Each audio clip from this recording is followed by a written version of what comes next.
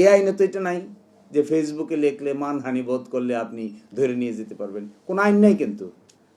আশ্চর্য ব্যাপার, কেউ কোনো কথা বলে না। দের ইজ নো সাচ ল, আইনেই নাই। এটাকে অপরাধ ডিফাইন করে কোনো ল নাই। তারপরে ধরে নিয়ে যাচ্ছে। কয়েকজনকে ধরে নিয়ে গেছে দেখবেন বাড়ি থেকে, ফেসবুকে বলে কি স্ট্যাটাস দিছে, আবার কার নাকি সমালোচনা করছে, কেউ কেউ ক্যারিকেচার রাখছে, এই জন্য ধরে নিয়ে গেছে। আরে ডিজিটাল সিকিউরিটি আইনই তো নাই। ডিজিটাল সিকিউরিটি আইন has been repealed by the ordinance.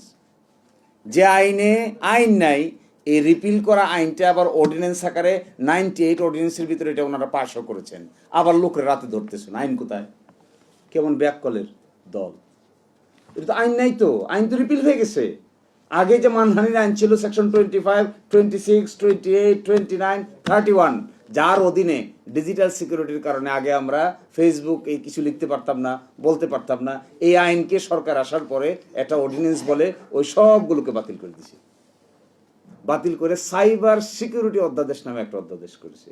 তো সাইবার সিকিউরিটি অধ্যাদেশের ভিতরে আছে অন্যের কম্পিউটারে ঢুকে হ্যাক করলে কি অপরাধ হবে, অন্যের পার্সোনাল কম্পিউটারের ভিতরে ঢুকে তার ডাটা ট্রান্সফার করে নিলে কি অপরাধ হবে। এগুলো হলো সাইবার সিকিউরিটির প্রশ্ন।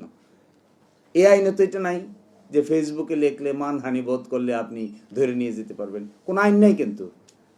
আশ্চর্য ব্যাপার, কেউ কোনো কথা বলে না।